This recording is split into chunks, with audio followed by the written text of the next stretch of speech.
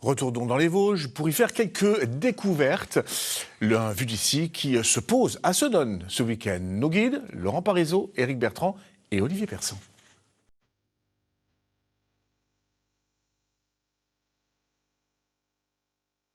Au cœur de la vallée du Rabodeau, entourée de montagnes et de forêts, la ville de Senones dévoile un patrimoine qui témoigne de près de 1300 ans d'histoire.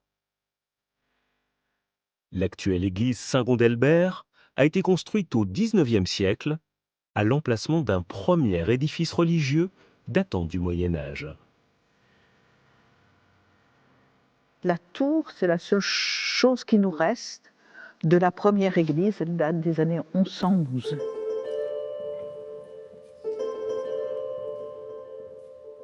D'ici, on voit bien ce qui nous reste de romans de l'époque, qui est vraiment les 4 gros piliers avec la croisée au-dessus, la croisée d'ogive. Voilà, c'est vraiment ce qui nous reste de l'époque romane. L'église rappelle les origines de la ville au 7e siècle. La tradition religieuse veut que ce soit un certain moine Gondelbert qui aurait fondé l'abbaye vers l'an 640 et Childéric II, le roi d'Austrasie, va vite lui donner un territoire dont ils sont les seigneurs. Ils vont mettre vite en valeur ce territoire grâce à la grande forêt qu'ils y trouvent. Ils vont vendre le bois et ils vont défricher, installer et automatiquement regrouper la population autour d'eux. Au fil du temps, cette abbaye bénédictine se développe et s'enrichit. La dîme, taxe perçue sur les productions agricoles et sur les artisans, permet à Senones de devenir un important centre spirituel et intellectuel. Pour assurer sa protection, l'abbaye fait appel à ses voisins de la maison de Salm. Les comtes exploitent des mines et des forges et ont d'importants besoins en bois. Les richesses de l'abbaye de Senones finissent par susciter leur convoitise.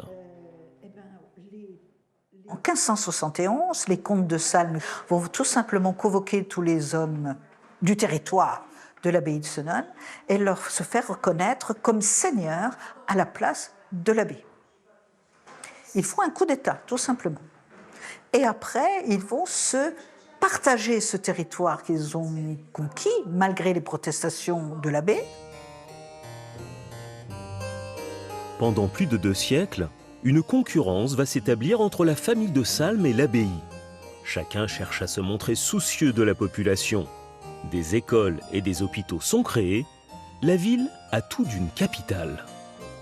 On va avoir aussi un nombre d'artisans qui vient s'installer qu'on ne voit pas dans un village habituellement. On va avoir un orfèvre, on va avoir des sculpteurs d'horreur sur bois, on va avoir des tisseurs de bas en soie, on va avoir des perruquiers, des chapeliers, des plumassiers.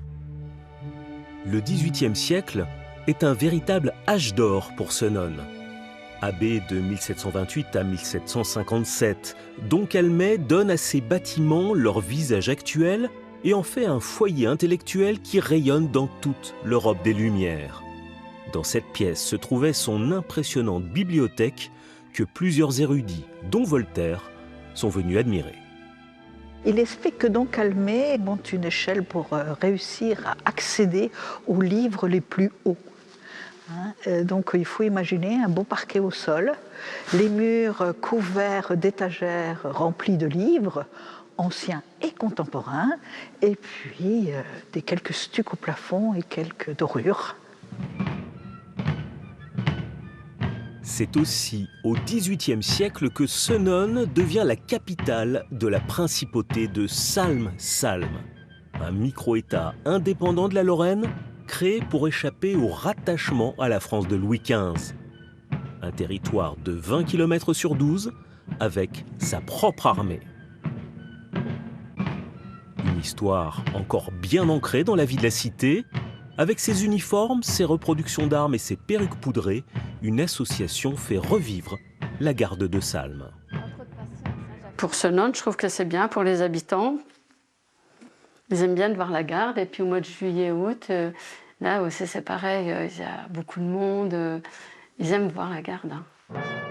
Ce petit Monaco, au cœur des Vosges, n'aura vécu que de 1751 à 1793. Avec la Révolution, le territoire est intégré à la France, mais la principauté vit encore dans le cœur de nombreux Senonnais. Ah, vous êtes beaux là. L'association a été créée en 1963 et depuis, ça n'a pas arrêté. On fait une relève de présentation du drapeau, une relève de garde en juillet, août tous les ans et ça continue.